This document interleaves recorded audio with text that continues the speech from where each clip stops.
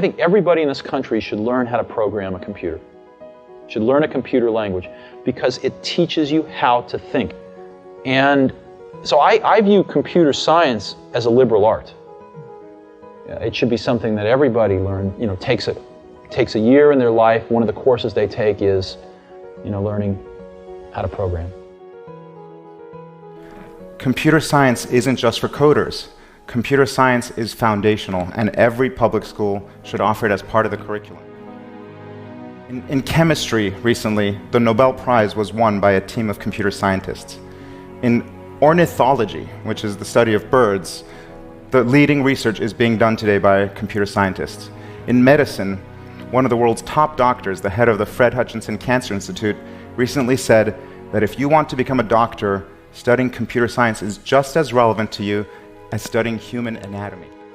And so in this day and age, computer science is no longer just vocational for getting a job. In this day and age, computer science is completely foundational for any job you may want to have in the next 20, 30 years.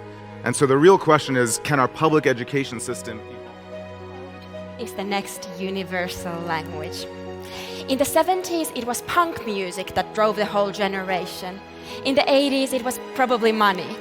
But for my generation of people, software is the interface to our imagination and our world. And that means that we need a radically more diverse set of people to build those products, to not see computers as mechanical and lonely and boring and magic, to see them as things that they can tinker and turn around and twist and so forth.